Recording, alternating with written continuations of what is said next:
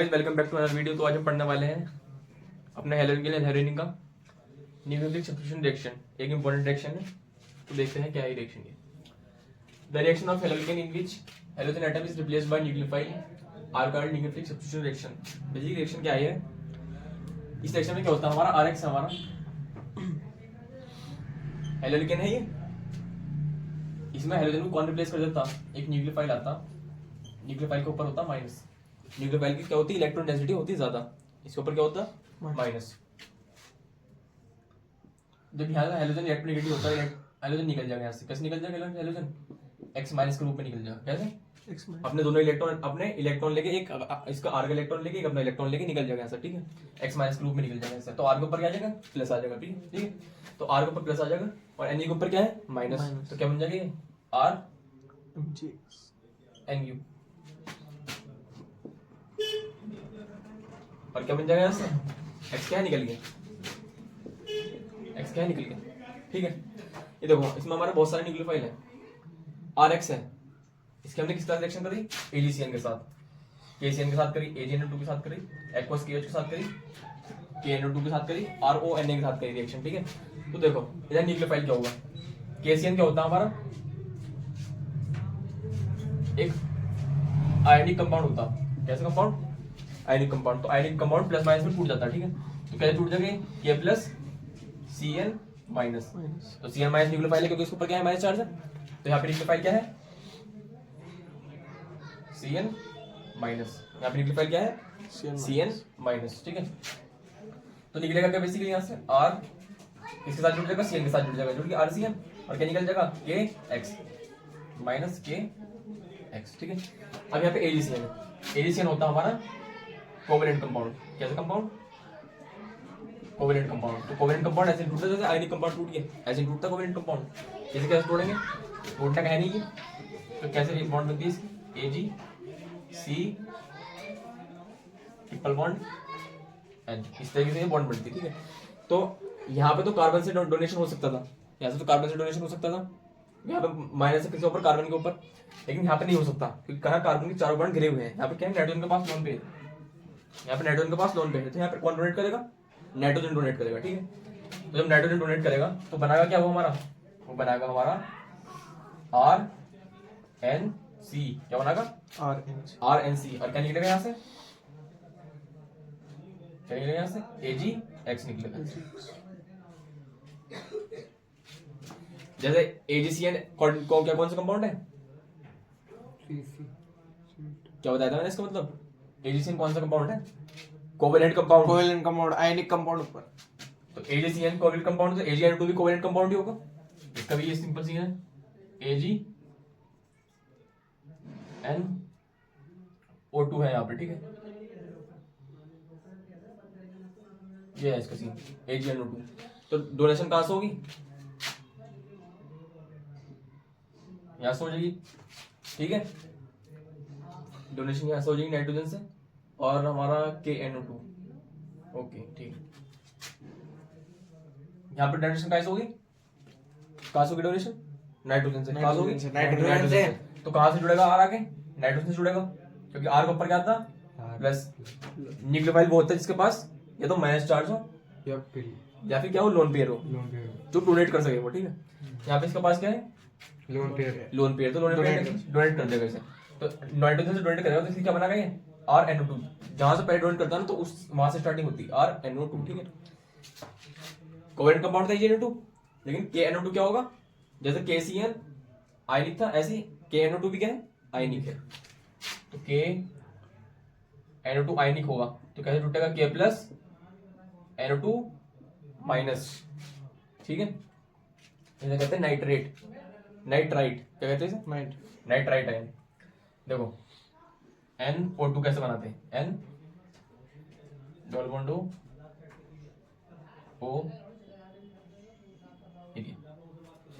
तो कहाँ से डोनेट करेगा? जहाँ पे माइनस है। पहले तो माइनस चाहिए रहता, अगर जो माइनस है तो वहां से डोनेट करता, वो नहीं होता तो कहाँ से डोनेट करता? लोन पेयर से। तो कहाँ से डोनेट करेगा? माइनस से डोनेट करेगा, तो आर पहले जिससे डोनेट करेगा वहां से आ जाएगा। आर ओ बचा क्या? NO, RONO। समझ गए? ये समझ गए, ये समझ गए, ये समझ गए। निकलेगा यहाँ से क्या? के एक्स, ये देखो एक्वस के एच, एक्वस के एच का सिंपल फंडा यहाँ पर न्यूक्लियोफाइल क्या है, ओ एच माइनस, क्या है न्यूक्लियोफाइल यहाँ पे O H minus, O H minus nucleophile है, तो क्या रिप्लेस कर देगा एक्स को, आर ओ एच हो जाएगा और के एक्स निकल जाएगा इससे, ठीक है। ये क्या है आर ओ एन ए, क्या है आर ओ एन ए, क्या टूटेगा ये N A plus R O minus, तो क्या निकल जाएगा एन एक्स के साथ निकल जाएगा, एन एक्स निकल गया और क्या बन जाएगा R O R, R O R, ये क्या होता है हमारा, क्या होता है ये ईथर।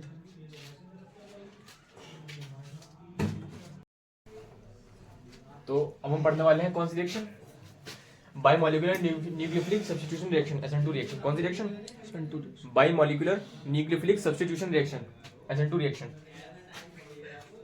देखो in SN2 the nucleophile attacks the electrophilic carbon from the back side in a single concerted step displacing the leaving group.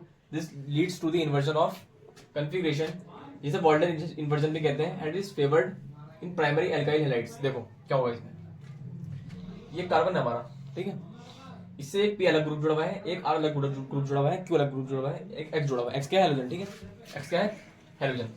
तो इधर से क्या है OH माइनस से न्यूक्लियोफाइल है, OH माइनस न्यूक्लियोफाइल है, जब OH माइनस इस पर अटैक करेगा तो OH माइनस खुद लग जाएगा आगे, ठीक है, OH माइनस खुद लग जाएगा आगे इस पे और X निकल जाएगा यहाँ से, और इसमें क्या होगा हमारा इन्वर्जन होगा, इन्वर्जन ऑफ कॉन्फिगरेशन। क्या होता है हमारा SN2 में, क्या होता है इन्वर्जन ऑफ कॉन्फिगरेशन होता है, क्या होता है इन्वर्जन ऑफ कॉन्फिगरेशन, मतलब जहां वो चीज लगी हुई थी ना उससे उल्टी जगह पे आगे लग जाएगी, ठीक है। X कहाँ लगा हुआ था, यहाँ लगा हुआ था, तो OH इसकी जगह आगे लगना चाहिए था, क्योंकि OH तो X को रिप्लेस करेगा, OH यहाँ आगे लगना चाहिए था, यहाँ आगे लगना चाहिए था OH को, लेकिन वो कहाँ आगे लगा, वो उल्टी जगह आगे लगा यहाँ OH। क्यों, क्योंकि SN2 में क्या होता है इन्वर्जन ऑफ कॉन्फिगरेशन होता है, क्या होता है इन्वर्जन ऑफ कॉन्फिगरेशन, यही होता है इसमें। इसमें क्या होता है हमारी जो चीज है ना वो इन्वर्ट हो जाती है, उल्टी हो जाती है इन्वर्जन ऑफ कॉन्फिगरेशन की वजह से, और X माइनस तो क्या है निकल गया, X माइनस से वो तो निकल गया, ठीक है। देखो इसका मैकेनिज्म समझा होगा, इसका मैकेनिज्म देखो, ये अगर बनाऊं मैं C से P जोड़ा, इससे मैंने R जोड़ा, ये जोड़ा मैंने इससे Q, ये जोड़ा मैंने इससे X, यह है न्यूक्लियोफाइल, यह है क्या न्यूक्लियोफाइल। न्यूक्लियोफाइल कहाँ अटैक मारेगा, देखो इसने सारे सिग्मा बॉन्ड बना रखे, सिंगल बॉन्ड बना रखे हैं सारे, सिंगल सिंगल सिंगल, ये सिंगल बॉन्ड है, ये सारे के सारे ऐसे बॉन्ड है, कभी समझ रहे हो क्या लगता है, सिंगल सारे क्या है, सारे सिग्मा बॉन्ड है। तो हमेशा ध्यान रखना, तो एच को अटैक करेगा, तो एच कहाँ अटैक करेगा आगे, इसकी सिग्मा एंटी बॉन्डिंग में, ये है ना इसकी, ये है सिग्मा स्टार, क्या है सिग्मा स्टार का मतलब सिग्मा एंटी बॉन्डिंग, क्या मतलब सिग्मा एंटी बॉन्डिंग।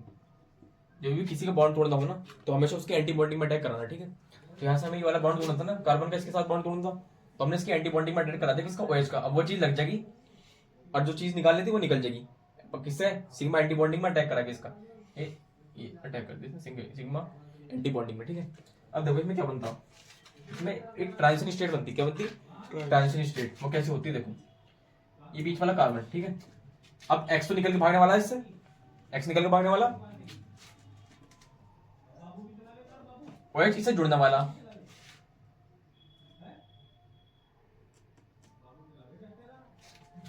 ये दोनों बॉन्ड काउंट नहीं होने की, नहीं बॉन्ड काउंट होने की, इसने एक बॉन्ड बना रखी, ये भी काउंट नहीं होने की, नहीं ये बॉन्ड बना रखी, काउंट नहीं होने की बिल्कुल भी।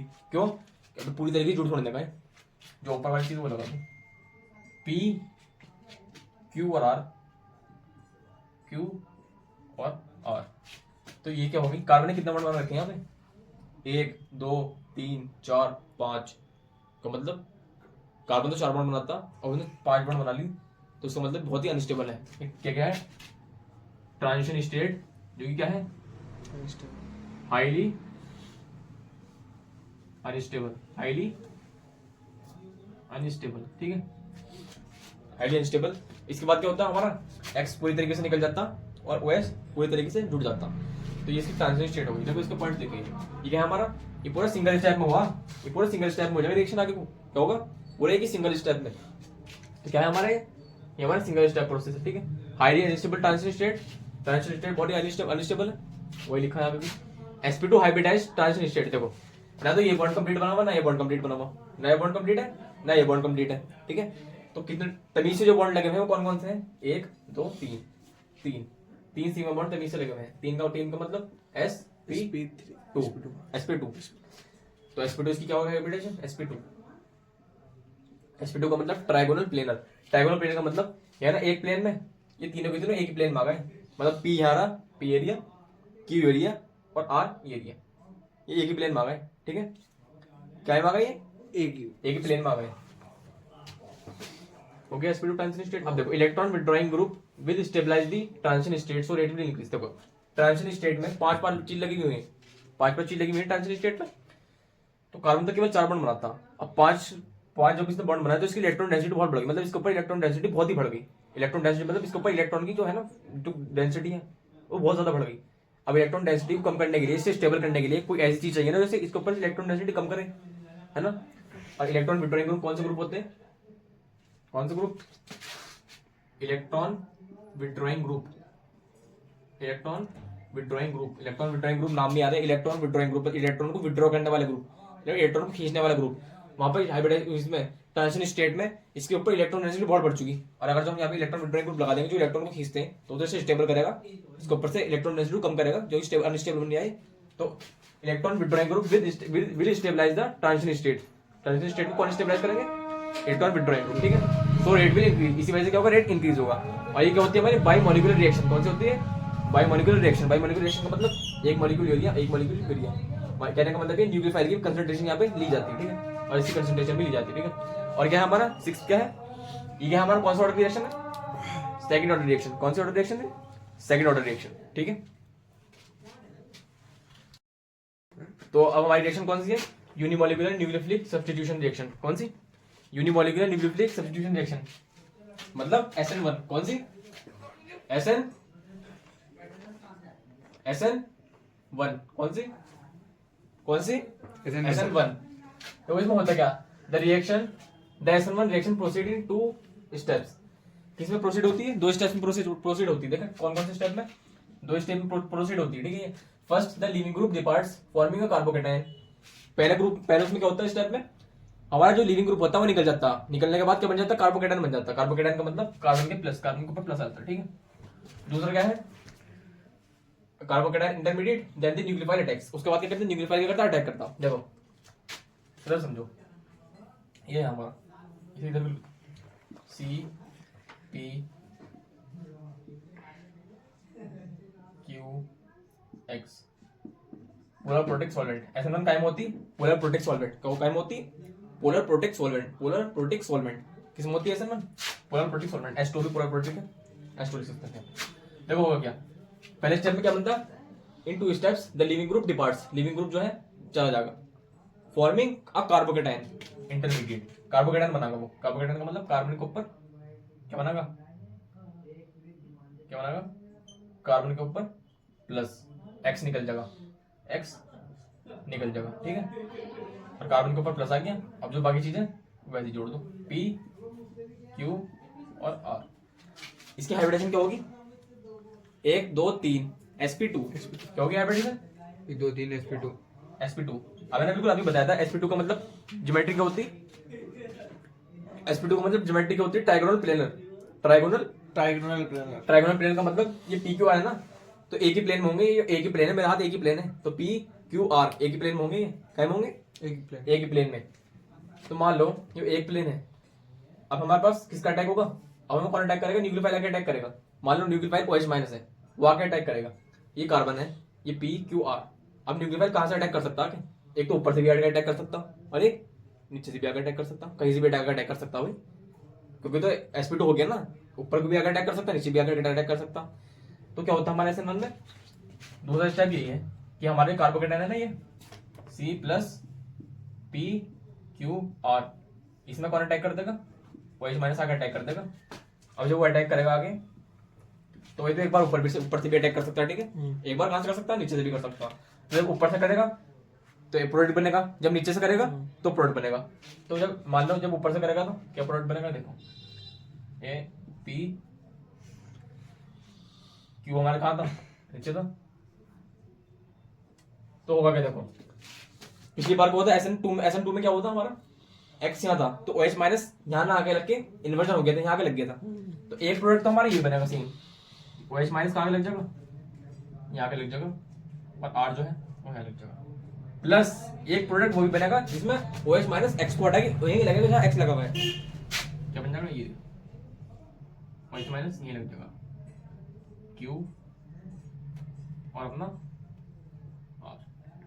तो ये बनता है हमारे इसमें क्या, दो प्रोडक्ट बन गए इसके।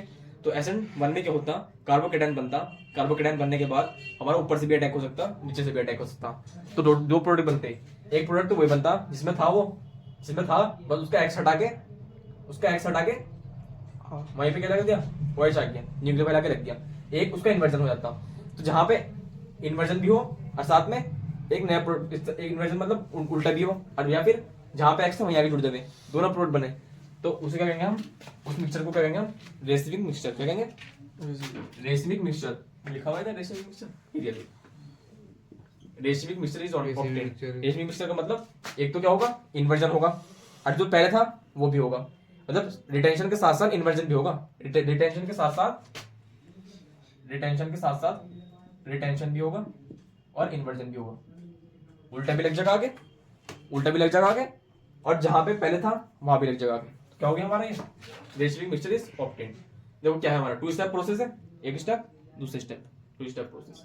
कार्बोकेटायन ऑब्टेन्ड इंटरमीडिएट बना कार्बोकेटायन की इंटरमीडिएट रीअरेंजमेंट पॉसिबल। हाँ, अगर रीअरेंजमेंट पॉसिबल है ना तो हो सकता, मतलब प्लस जो है अगर कहीं और जा सकता है वो, अगर जो प्लस जो है अगर प्लस कहीं और जा सकता है वहां भी जा सकता है, ठीक है प्लस कहीं और जा सकता है वहां भी जा सकता, ठीक।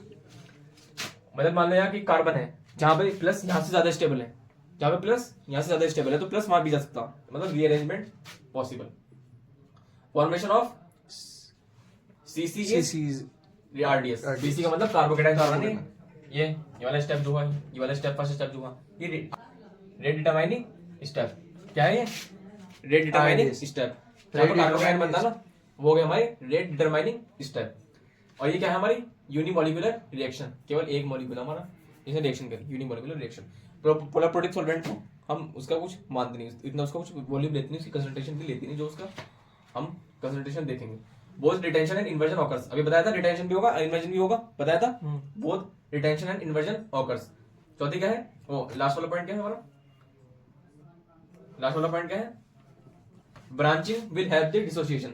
मतलब अगर इसमें जितनी ज्यादा ब्रांचिंग होगी ना, मान लो इधर से भी CH3 जुड़ गया, इधर से भी CH3 जुड़ गया, इधर से भी CH3 जुड़ गया, तो डिसोसिएशन में हेल्प करेगा ये।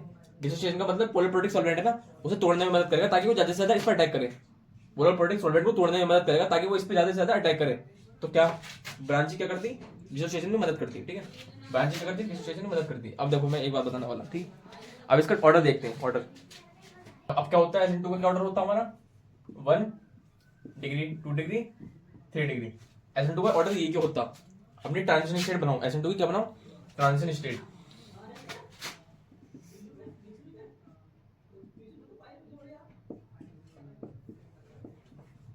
ये PQR है, इसके ऊपर इलेक्ट्रॉन डेंसिटी बढ़ी हुई है ना, हाँ इस पे बढ़ी हुई है। तो अगर जो ये PQR ऐसे ग्रुप लग जाए, कैसे ग्रुप, CH3 तो ये भी तो इसकी इलेक्ट्रॉन डेंसिटी और बढ़ा देंगे, तो 3 डिग्री बन गया ना, ये तो हेलोजन से जुड़ा हुआ कार्बन, 3 कार्बन से जुड़ा 3 डिग्री बन गया। तो 3 डिग्री में तो रिएक्शन कभी होने की नहीं, क्यों, इतनी ज्यादा इलेक्ट्रॉन डेंसिटी बढ़ा देंगे तो रिएक्शन होने की नहीं। इसी वजह से हमने क्या लगा दिया, P को H लगा दिया, Q को भी H लगा दिया, इसको भी H लगा दिया,